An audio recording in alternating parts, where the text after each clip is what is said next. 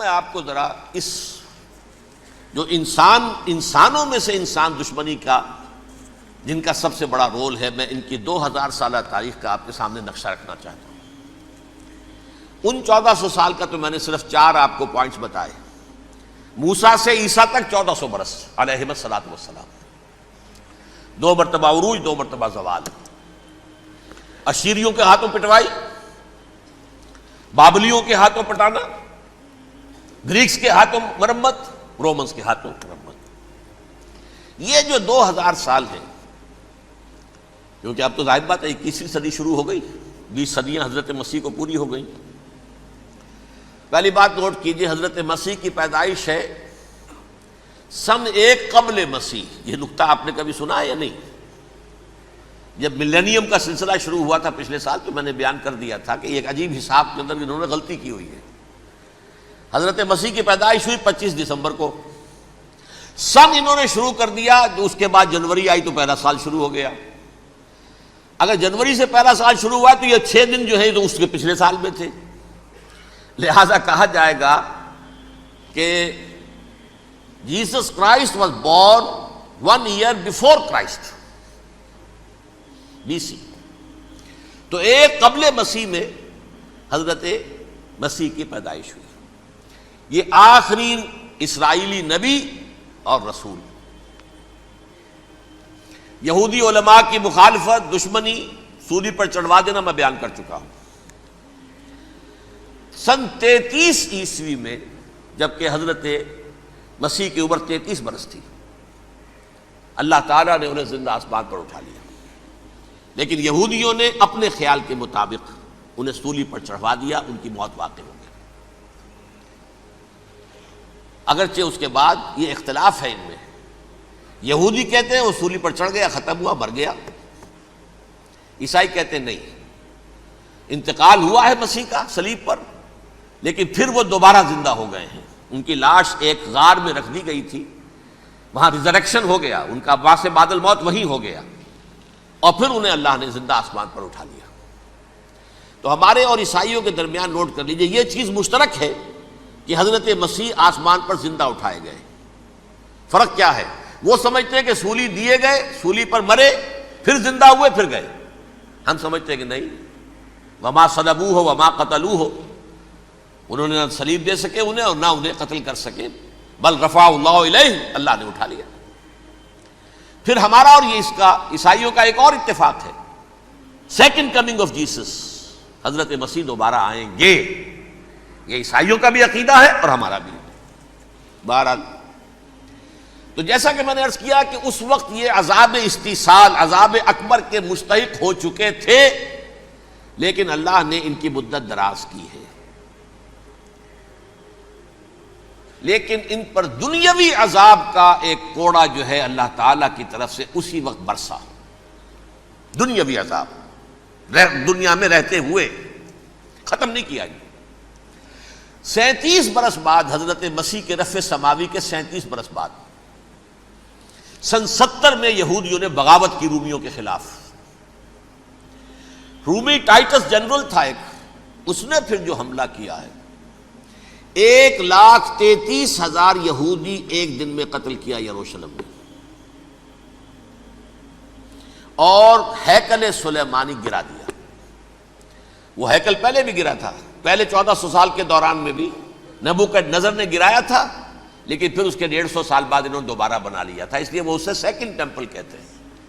پہلا ٹیمپل جو حضرت سلیمان نے بنایا تھا، نبوکڈنیزر نے گرا دیا 587 قبل مسیح میں، پھر دوبارہ انہوں نے 150 سال کے بعد بنا لیا۔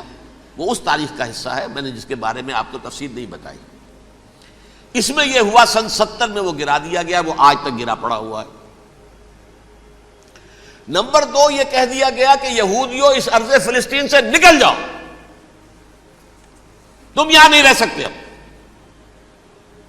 لہذا جس کا جہاں سینگ سمایا چلا گیا، یورپ میں چلے گئے، ایشیا میں آ گئے، عرب میں آ گئے، یہ 3 قبیلے جو رات بھی میں نے عرض کیا تھا، بنو قینقاع، بنو نذیر اور بنو قریظہ، یہ وہاں سے آ کے مدینے میں آباد ہو گئے۔ جس کا جہاں سینگ سمایا، افریقہ میں، ہندوستان میں، جہاں چلے گئے، ڈایاسپورا اسے کہتے ہیں، وہ آپ نوٹ کر لیجیے اس لفظ کو، ڈایاسپورا۔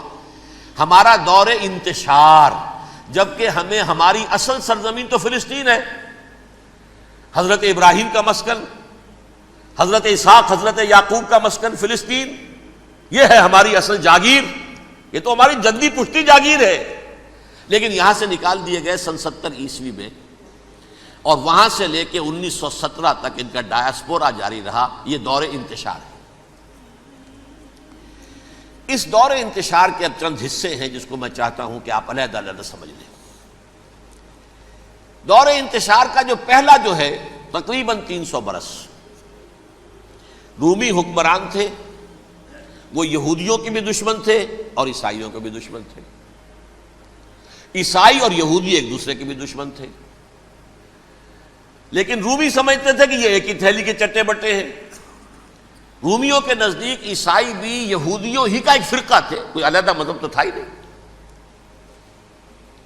لہذا رومی جو ہیں رومنز وہ ان دونوں کو ستاتے تھے، مارتے تھے، اور یہ آپس میں لڑتے تھے، یہودی عیسائیوں کو مارتے تھے، عیسائی یہودیوں کو مارتے تھے۔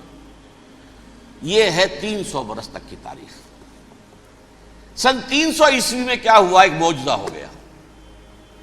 بہت عظیم ایمپرر کانسٹینٹائن، قسطنطین اعظم، رومن ایمپررز میں سے بہت بڑا ایمپرر، وہ عیسائی ہو گئے۔ اب تو معاملہ بالکل تلپٹ ہو گیا، پوری سلطنت عیسائی ہو گئی۔ اب عیسائیوں کے عیش ہو گئے اور یہودیوں پہ مار پڑنی شروع ہوئی۔ اب عیسائیوں کا آپ خود سوچئے کہ جنہیں وہ خدا بنا بیٹھے ہیں، خدا کا بیٹا قرار دے رہے ہیں، ان کے قاتل کون؟ یہودی بدماش۔ لہذا ان کی وہ پٹائی شروع ہوئی ہے یورپ میں، پوری رومن امپائر میں، انہیں ذلیل کیا گیا، شہروں میں آمد بند، علیحدہ رہو، گھیٹوز کے اندر رہو۔ یہودی کا نام جو ہے وہ گالی بن گیا، جیسے آج بھی یہودی گالی کہتے ہیں، جیسے خنزیر کا لفظ، آخر وہ بھی اللہ کی مخلوق ہے، لیکن آپ کو معلوم ہے کوئی شخص زبان پہ نام نہیں لانا چاہتا خنزیر کا، سور کا، ہے تو مخلوق، وہ بھی ایک حیوان ہے۔ ایسے ہی یہ ہے یہودی، یہودی گالی، جیوٹ گالی۔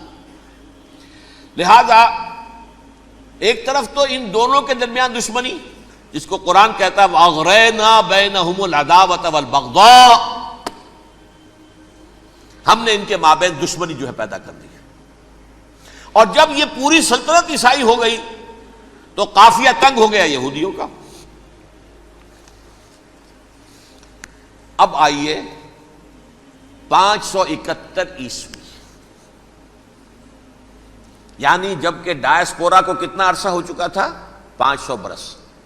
سن 70 سے شروع ہوا ڈایاسپورا، جب ٹائٹس نے گرایا ہے ہیکل کو اور نکال باہر کیا انہیں فلسطین سے، بھاگ جاؤ، یہاں ایک یہودی بھی نہیں رہے گا، فلسطین سے نکال دیے گئے۔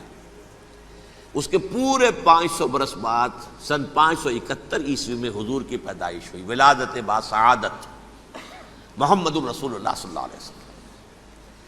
610 میں آپ پر وحی کا آغاز ہوا، لیکن حضور کے ساتھ ان کا معاملہ کیا رہا؟ اول تو جب کہ حضور ابھی مکے ہی میں تھے، یہودیوں نے ریشہ دوانیاں شروع کر دی حضور کے خلاف۔ قریش مکہ کو سکھاتے تھے، پڑھاتے تھے، ان سے یہ پوچھو، ان سے یہ پوچھو، انہیں اس طرح تنگ کرو، ان سے یہ امتحان لو، یہ آپ کے علم میں ہے۔ سورہ بنی اسرائیل میں، سورہ کہف میں وہ سوالات جو امتحانی سوالات آئے تھے، ذوالقرنین کون تھا، اصحاب کہف کون تھے، تم رسول بنے پھرتے ہو تو بتاؤ، اور یہ روح کی حقیقت کیا بتاؤ، یہ ساری ریشہ دوانیاں کر رہے تھے بیٹھے ہوئے ابھی وہیں پر، حضور ابھی پہنچے بھی نہیں۔ ہجرت فرما کر حضور تشریف لے آئے تو حضور نے، جسے ماسٹر سٹروک کہا جائے گا، یعنی اسٹیٹس مین شپ کا ماسٹر سٹروک، آپ نے مدینے میں آتے یہودیوں کے ساتھ پیکٹ کر دیا، جوائنٹ ڈیفنس پیکٹ آف مدینہ، کہ اگر مکے والے ہم پر حملہ کریں گے تو ہم مل جل کر ایک قوم کی حیثیت سے مقابلہ کریں گے۔ یہ میثاق مدینہ کہلاتا ہے، جس کے بہت غلط معنی پہنائے جا رہے ہیں آج کل۔ بہرحال میں موضوع میرا چونکہ یہ نہیں، میں ادھر نہیں جاؤں گا، لیکن ہوا کیا؟ ہر مرتبہ یہ خیانت کے مرتکب ہوئے، ان نے جو عہد کیے تھے ان سے پھرے، اندر ہی اندر سازش، ریشہ دوانی، حضور کی بدترین دشمنی۔ سورہ نساء کی آیت نمبر 12 میں 14 میں 13 میں فرمایا ہے لا تزال تطلع علی خائنۃ منہم، اے نبی ہمیشہ آپ کے علم میں ان کی طرف سے خیانتیں، بددیانتیاں آتی رہیں گی. اور بار بار وہ مسلسل جنگ کی آگ بھڑکاتے تھے. قریش کو دعوت دیتے، آؤ آؤ آؤ ہم اندر سے بغاوت کر دیں گے، تم آؤ تو صحیح، ختم کریں محمد کو اور اہل ایمان کو صلی اللہ علیہ وسلم ورضی اللہ تعالی عنہم اجمعین. لیکن پھر جب وہ آتے تھے تو یہ دبک جاتے تھے، ان میں ہمت نہیں تھی، میدان کے مرد نہیں رہے تھے. یہ سورہ حشر میں ان کا نقشہ کھینچا گیا ہے. کھلے میدان میں مقابلے کی اس کے اندر صلاحیت ہی نہیں ہے. یہ تو فصیلوں کے پیچھے سے، جیسے عورتیں کہیں دیہات میں لڑائی ہوتی ہے تو مرد جو ہے گلیوں میں لڑتے ہیں، عورتیں اوپر سے پتھر پھینکتی ہیں، بس وہ کام یہ کر سکتے تھے. من ورائے جدر، فصیلوں کے پیچھے سے، جنگ میں میدان میں نہیں آ سکتے. بہرحال قرآن مجید میں ہے یہ سورہ مائدہ کی آیت نمبر 64، کلما اوقدوا نارا للحرب اطفاها اللہ. اکثر و بیشتر مواقع پر تو یہ جب آگ بھڑکاتے تھے جنگ کی، اللہ اسے بجھا دیتا تھا. لیکن بہرحال اس کے باوجود جنگیں ہوئی، غزوہ بدر، غزوہ احد ہوئی کہ نہیں؟ یہ ساری اصل شرارت ہوئی. اور اس کے نتیجے میں حضور نے پھر ایک ایک کر کے 3 قبیلوں کو سزا دی. غزوہ بدر کے فوراً بعد بنو قینقاع نکالے گئے مدینے سے، غزوہ احد کے فوراً بعد بنو نذیر نکالے گئے، اور غزوہ احزاب کے بعد بنو قریظہ نکال دیے گئے. یہ تو میں نے آپ کے سامنے رکھ دیا صرف حضور کے زمانے میں ان کا کیا رویہ رہا. دشمنی، رات بھی ہم نے وہ آیت پڑھی تھی، لَتَجِدَنَّ أَشَدَّ النَّاسِ عَدَاوَةً لِلَّذِينَ آمَنُوا الْيَهُودُ وَالَّذِينَ أَشْرَكُوا. اہل ایمان کی دشمنی میں شدید ترین تم پاؤ گے یہودیوں کو اور مشرکین. مشرکین بھی بعد میں ہے، پہلے یہودی. حضور کے بعد کیا ہوا اب یہ نوٹ کیجئے، یہ ان کی تاریخ کا دوسرا دور. حضرت عمر رضی اللہ تعالیٰ عنہ کا عہد خلافت ہے. بیت المقدس کا محاصرہ کیا گیا، فصیل بڑی اونچی، شہر اندر سے سیلف سفیشینٹ، حملے کا راستہ کوئی نہیں، محاصرہ طول کھینچ رہا ہے، لیکن ان کے پاس رسد بھی موجود ہے، پانی بھی موجود ہے، وہ دروازے بند کر کے بیٹھے ہوئے ہیں. بالآخر اللہ تعالیٰ کی مشیت کا ظہور کیسے ہوا؟ ان کے کچھ علماء آئے فصیل پر، کہا دیکھو مسلمانوں، تم قیامت تک بھی یہاں پڑے رہو گے محاصرہ کر کے، ہمارا یہ شہر فتح نہیں ہوگا. ہاں ایک درویش بادشاہ کے ہاتھوں یہ شہر فتح ہونا ہے، لیکن تمہارے اندر ہمیں وہ نظر نہیں آ رہا. ابو عبیدہ بن الجراح رضی اللہ تعالی عنہ، امین هذه الامہ، ان کا فوراً ذہن گیا وہ درویش بادشاہ مدینے میں بیٹھا ہوا ہے، عمر رضی اللہ تعالی. اب ایک اور عمر بھی ہے جو قندھار میں بیٹھا ہے. نقشہ وہی ہے، سادگی کی حد تک نقشہ وہی ہے، بالکل وہی، اپنی آنکھوں سے دیکھا ہے، وہی سادگی. عمر اول، عمر ثانی تھے عمر بن عبدالعزیز. اب ایک اللہ کے فضل سے اللہ تعالیٰ ایدہ اللہ بنصرتہ، اللہ تعالیٰ ان کی نصرت فرمائے، دشمنوں کو ان کے مقابلے میں نیست و نابود کرے. انہوں نے ریکویسٹ بھیج دی کہ حضور تشریف لائیے، یہ شہر فتح ہو جائے گا. وہ ہے سفر تاریخی، اتنا طویل سفر، تقریباً 700 میل، ایک اونٹ، ایک خادم، ایک منزل پہ امیر المومنین اوپر بیٹھے، خادم آگے چل رہا ہے، اگلی منزل پہ خادم اوپر بیٹھا ہے، امیر المومنین آگے جا رہے ہیں. اور جب پہنچے ہیں تو وہ باری تھی خادم کی. انہوں نے ہاتھ جوڑ دیا، حضور خدا کے لیے تم کیا کہیں گے لوگ، وہ میرا برا حال کر دیں گے، تمہیں شرم نہیں آئی؟ امیر المومنین پیدل آگے چل رہے ہیں نکیل پکڑ کر، اور تم بیٹھے ہو اوپر براجمان ہو. حضرت عمر فرمایا الدور دورک، نہیں باری تمہاری ہے، بیٹھ. اس حال میں پہنچے ہیں. اور پھر یہ کہ ابو عبیدہ بن الجراح آئے ہیں، استقبال کیا ہے تو دیکھا ہے اس حال میں چلے آ رہے ہیں. عمر نکیل پکڑے ہوئے چلے آ رہے ہیں، اور کہتے ہیں کہ کہیں کیچڑ ویچڑ تھا، جوتے خراب ہو گئے تھے، وہ بھی اتار کے ہاتھ میں پکڑے ہوئے، کپڑے تو تھے ہی پھٹے ہوئے. انہوں نے کہا بھی حضرت ابو عبیدہ نے، دیکھیے یہ بڑا متمدن ملک ہے، بڑا مہذب علاقہ ہے، یہ آپ ذرا حلیہ اپنا دوست فرما لیں تب جا کے پیش ہم آپ کو کریں گے. آپ نے فرمایا نحن قوم اعزنا اللہ بالاسلام، ہم وہ قوم ہیں جنہیں اللہ نے عزت دی ہے اسلام کے ذریعے سے. کپڑوں کے ذریعے سے نہیں، دولت کے ذریعے سے نہیں۔ اسی حال میں گئے ہیں، اوپر سے انہوں نے کھڑے ہو کر نشانیاں دیکھی ہیں، اپنی کتابیں کھولی، ہاں یہ وہی ہیں، اچھا لو جی سرنڈر، شہر تمہارے ہاتھ میں۔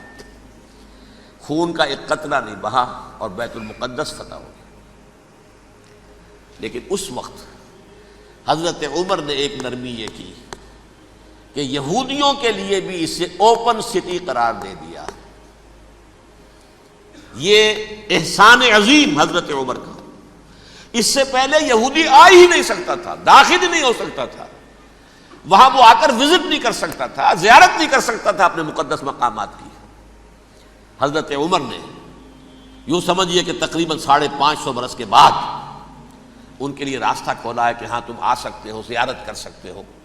لیکن یہ عیسائیوں نے لکھوایا معاہدے کے اندر، انہیں یہاں آپ آباد ہونے کی اجازت نہیں دیں گے، لیکن کم وزٹ دی پلیسز، دیکھیں زیارتیں کریں اور جائیں۔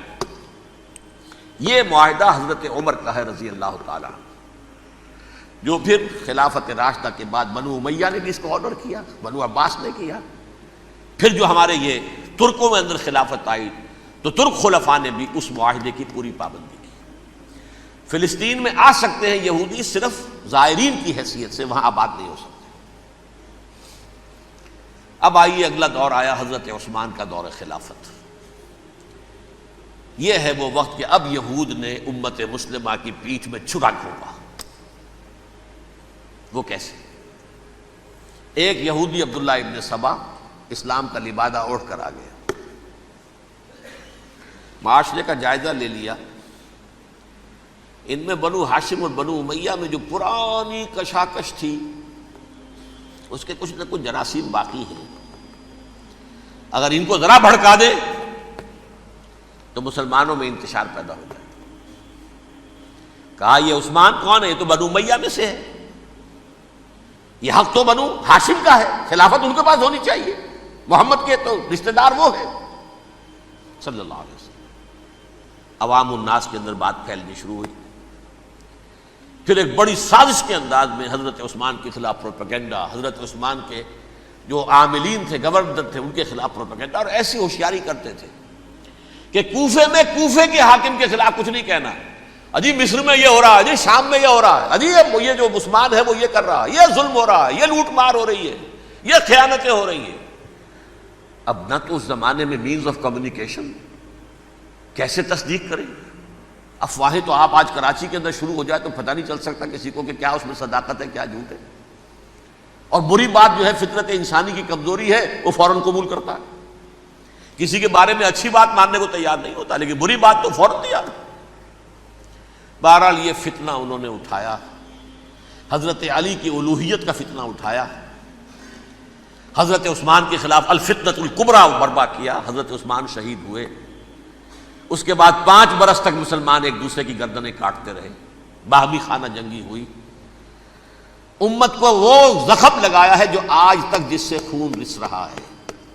یہ شیعان عثمان اور شیعان علی تھے جو بعد میں پھر سنی اور شیعہ ہو اور آج تک ہے۔ فتنہ کس نے جگایا؟ ایک عبداللہ ابن سبا یہودی اور اس کے کارندے، شیطان کا ایجنٹ، اور انسانوں میں سے بھی اس کے جو بھی حواریین تھے اور شیطانوں کے اندر سے بھی تھے، انہوں نے بھی اس آگ کو بھڑکایا۔ یہ آپ سوچ لیجئے کہ یہ کس نے وہ زخم لگایا؟ یہودی۔ اگلا دور آیا، خلافت راشدہ ختم ہوئی، بنو امیہ کا بھی دور کافی گزر گیا۔ طارق ابن زیاد 712 عیسوی میں حملہ کرتے ہیں اسپین پر۔ اسپین اس وقت عیسائیت کا بہت بڑا گڑھ، بڑے کٹر ترین عیسائی جو ہے وہ اسپین میں تھے، لہذا یہودیوں کی وہاں بہت پٹائی ہوتی تھی، یہ میں بتا چکا ہوں، دشمنی تھی ان کی تو چلی آ رہی تھی عیسائیوں کے ہاتھوں یہودیوں کی، وہ تو سن 300 عیسوی سے ایمپرر کانسٹنٹائن کے بعد سے شروع ہو گئی تھی۔ اس حوالے سے یہودیوں نے اس وقت چالاکی یہ برتی، کچھ راستے واسطے بتائے، کچھ مدد کی طارق ابن زیاد کی۔ طارق ابن زیاد نے انہیں اپنا محسن سمجھا، ہسپانیہ فتح ہو گیا تو یہودی چونکہ محسنین کی فہرست میں آ چکے تھے، انہیں بہت اقتدار نصیب ہوا، بڑی سپورٹ مسلمانوں نے دی۔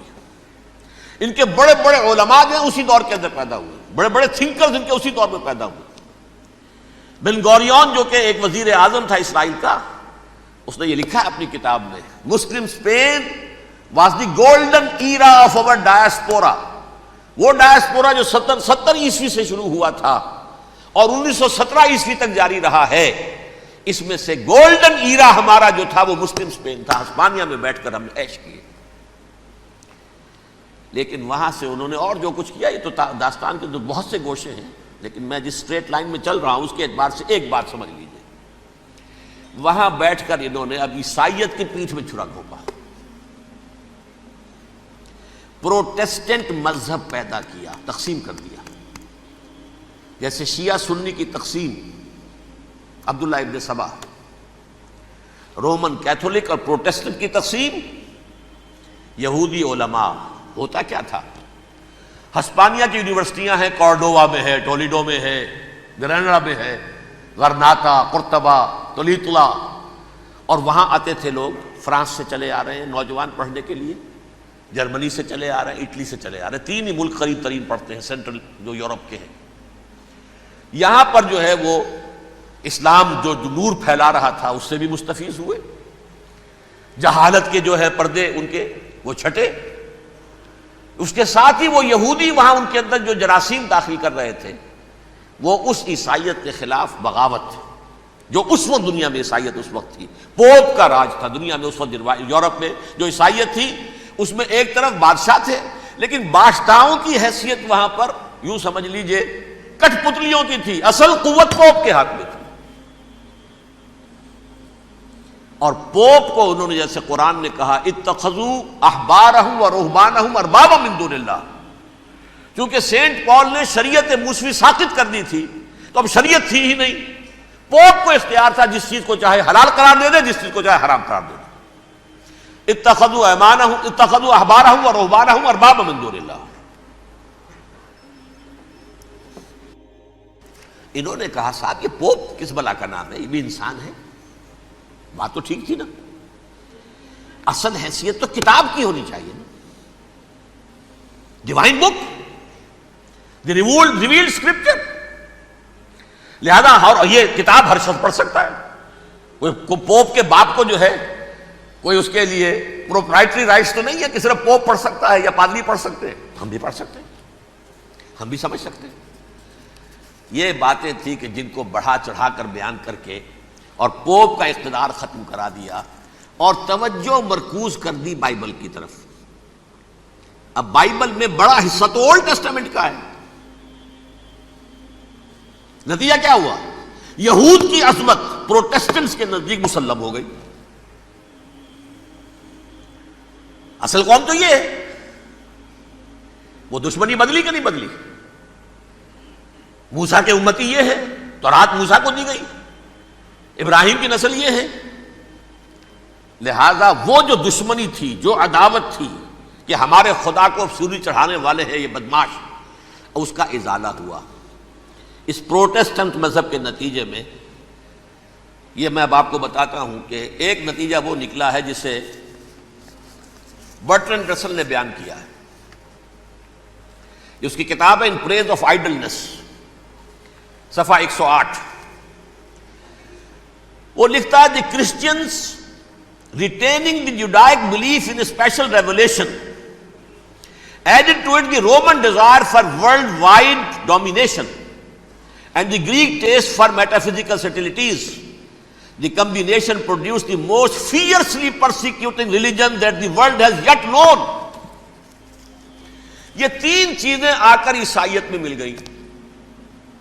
ایک تو جب یہ اولڈ ٹیسٹمنٹ جو ہے وہ ان کے ہاتھ میں آ گئی، اور اس کے میں کچھ آپ کو بتا دیتا ہوں کہ اولڈ ٹیسٹمنٹ کی تعلیمات، کیونکہ یہ اولڈ ٹیسٹمنٹ جو ہے یہ محرف تھی. اصل تورات تو گم ہو گئی تھی 587 قبل مسیح میں، جب پہلی مرتبہ ہیکل جو ہے تباہ ہوا ہے، اس وقت ختم ہو گئی تھی. اس کے کوئی 150 سال کے بعد انہوں نے یادداشتوں سے مرتب کر کے لکھی ہے. اب اس میں ان کے اپنے خیالات، اپنے امانی، اپنی توجیحات وہ شامل ہو گئیں.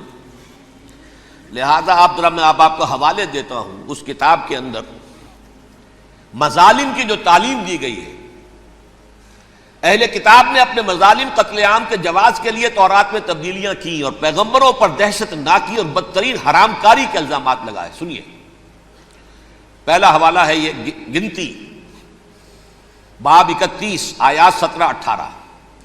اس لیے ان بچوں میں جتنے لڑکے ہیں سب کو مار ڈالو، اور جتنی عورتیں مرد کا منہ دیکھ چکی ہیں ان کو بھی قتل کر ڈالو، لیکن ان لڑکیوں کو جو مرد سے واقف نہیں اور اچھوتی ہیں اپنے لیے زندہ رکھو. یہ کسی اللہ کی کتاب کا یہ جملہ ہو سکتا ہے؟ کسی ریویل بک کا؟ اور سنیے، یہ ہے استثناء ڈیٹرانومی باب 20 آیت 16-18. پر ان قوموں کے شہروں میں جن کو خداوند تیرا خدا میراث کے طور پر تجھ کو دیتا ہے، کسی ذی نفس کو جیتا نہ بچا رکھنا، جیسا خداوند تیرے خدا نے تجھ کو حکم دیا بالکل نیست کر دینا. مرد، عورتیں، بچے، بوڑھے سب ختم. یہ کتاب مقدس ہے. اور سنیے، سموئیل باب 27 آیت نمبر 9. اور داؤد نے اس سرزمین کو تباہ کر ڈالا اور عورت مرد کسی کو جیتا نہ چھوڑا.